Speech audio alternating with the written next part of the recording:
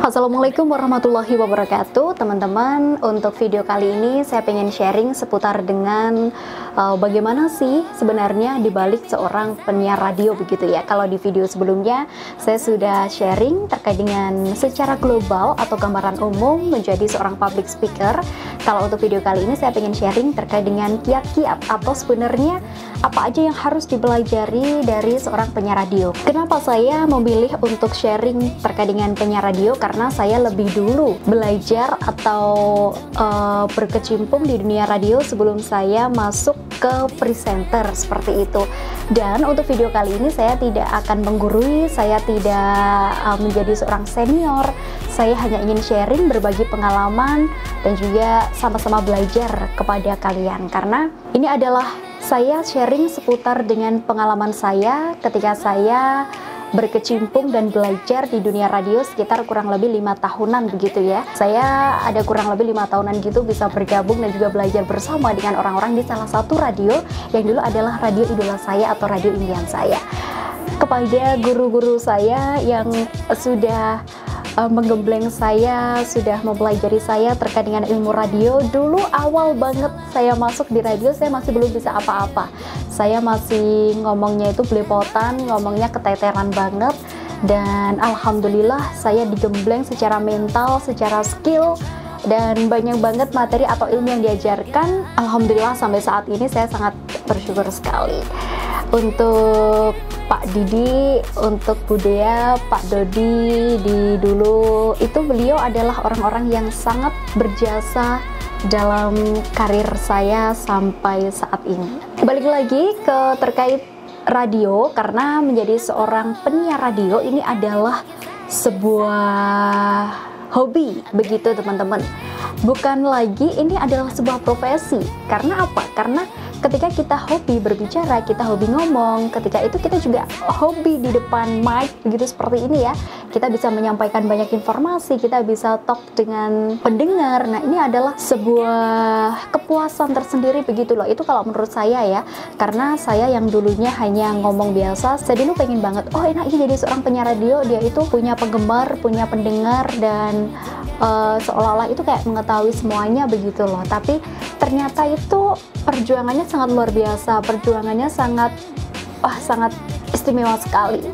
Jadi ini adalah sesuai dengan pengalaman saya menjadi seorang penyiar radio itu kita harus banyak mencari tahu segalanya.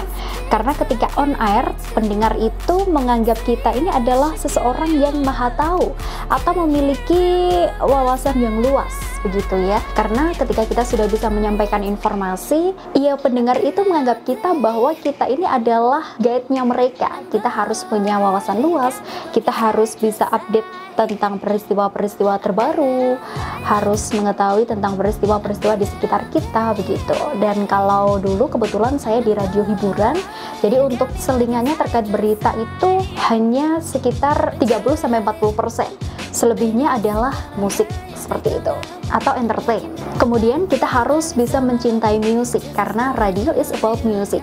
Dan disitulah komposisi terbesar dalam radio ini adalah musik atau lagu-lagu. Jadi kita harus update dan juga mau mengetahui lagu-lagu, tidak hanya pakemnya saja. Misal aku suka lagu-lagu pop terbaru, oke, aku harus belajar tentang lagu-lagu pop terbaru aja. Nggak seperti itu. Jadi ketika misal aku menyukai sebuah lagu-lagu pop atau Korea begitu ya, di dalam radio ini kita harus bisa untuk mengetahui semua pangsa musik nasional bahkan internasional begitu. Jadi misal saat ini pangsa musiknya yang lagi naik daun ini adalah dangdut begitu. Jadi kita harus paham lagu-lagu dangdut. Kalaupun pendengar nanti, Mbak saya request lagu terbaru, lagunya ini begitu, kita harus mengetahui dulu lagunya. Dan kita harus belajar banyak sekali tentang bank lagu untuk mengetahui tempo-tempo lagu, terus untuk mengetahui genre-genre lagu dan semuanya terkait dengan lagu. Berikutnya, saat berbicara kita harus memiliki intonasi dan artikulasi yang jelas. Nah, ini yang seringkali menjadi problem ya, atau mungkin menjadi seseorang itu insecure. Karena apa? Karena orang diri sendiri ini seringkali menganggap bahwa aku itu tidak memiliki intonasi yang baik ketika aku melihat orang lain berbicara. Nah, sebenarnya tidak seperti itu, karena semua orang itu punya karakter masing-masing, semua orang ini punya pribadi masing-masing. Kalau saya itu lebih memilih saya menjadi diri saya sendiri ketika saya mencari rezeki, begitu. Untuk terkait dengan intonasi dan artikulasi ini nanti insya Allah akan kita bahas lagi lebih dalam, begitu ya. Kemudian kita harus bisa latihan vokal, karena radio ini juga mengutamakan suara. Artinya suara dari penyiar ini harus jelas. Nah, kadang problem yang dihadapi oleh penyiar ini berbelit-belit dalam menyampaikan kata. Jadi kita harus mulai belajar banyak ngomong, kita harus ngomong sendiri, kita harus bisa berbicara ini. Usahakan kalau ngomong ini agak dicampur sama bahasa Indonesia, begitu ya. Ini bukan berarti saya orang yang sok-sok kota atau sok-sok menjadi orang bahasa Indonesia, begitu teman-teman.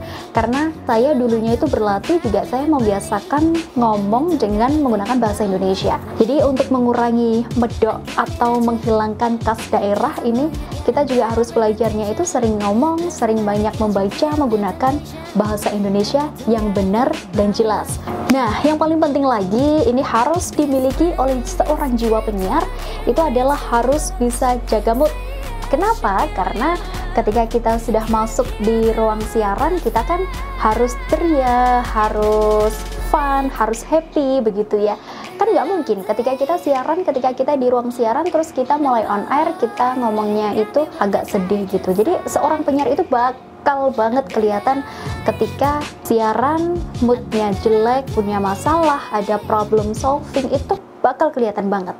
Di situ kita harus bisa jaga mood dan jangan sampai kita membawa masalah luar untuk kita bawa ke pekerjaan, karena nanti akan berdampak. Nah, terlebih lagi kalau misalkan kita lagi siaran begitu, tiba-tiba ada WhatsApp, ada diputusin pacarnya atau lagi bertengkar sama si doinya, begitu ya. Nah, ini kita tetap harus bisa menjaga mood kepada pendengar. Kemudian lagi kita harus ekspresif. Ekspresif yang gimana sih seorang penyiar radio, begitu. Oke, kita harus ngomongnya itu dengan power dan kita harus punya voice smile. Nah, ini yang harus dijaga. Karena ketika kita ngomong, nggak mungkin dong kita ngomong flat-flat aja. Misalnya gini, contoh yang flat ya. Halo, selamat malam Kaulah Muda, gimana nih kamu? Kamu masih sehat hari ini? Oke, kalau masih sehat, yuk kita bareng-bareng ikutan di program Jogetan Koplo bareng sama Devi. Itu seolah-olah pendengar itu dengerin itu ngantuk gitu nggak sih? Jadi kita harus punya ekspresif, harus punya voice smile yang baik, yang jelas. Contohnya, halo selamat malam Kaulah Muda, kabar baik kan kamu hari ini? Nah, meskipun di cuaca yang gerimis, yang mendung, rasanya itu kayak enak banget gitu ya buat rebahan terus. Nah, kali ini Devi mau nemenin kalian semuanya buat ikutan joget bareng di Jogetan Koplo.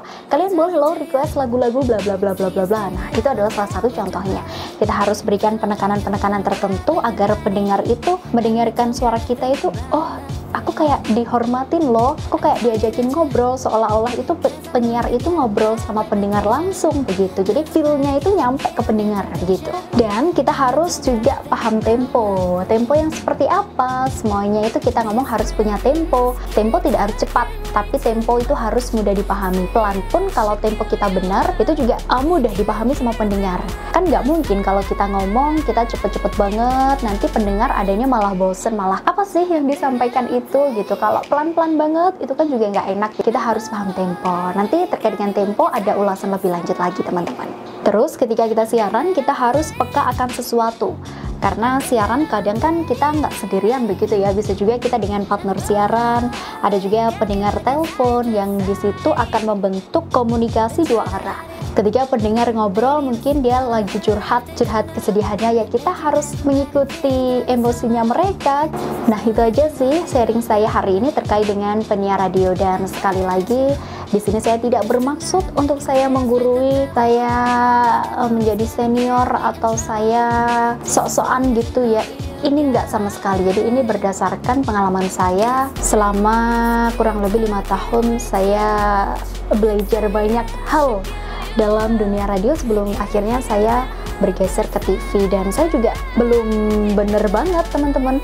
Mungkin kalau saya ada yang salah, bolehlah dikoreksi sama teman-teman, atau mungkin kalian ada masukan buat saya, ya ayo kita sekali lagi belajar bareng, kita menimba ilmu bareng dan juga upgrade skill bareng. gitu. Oke, itu aja teman-teman terkait dengan sharing saya hari ini. Terima kasih sudah menonton, bisa menyimak, dan juga mohon maaf apabila ada yang salah, ada yang menyinggung. Yang baik ya silahkan diolah sendiri, yang jelek silahkan dibuang, jangan didengarkan. Terima kasih. Wassalamualaikum warahmatullahi wabarakatuh.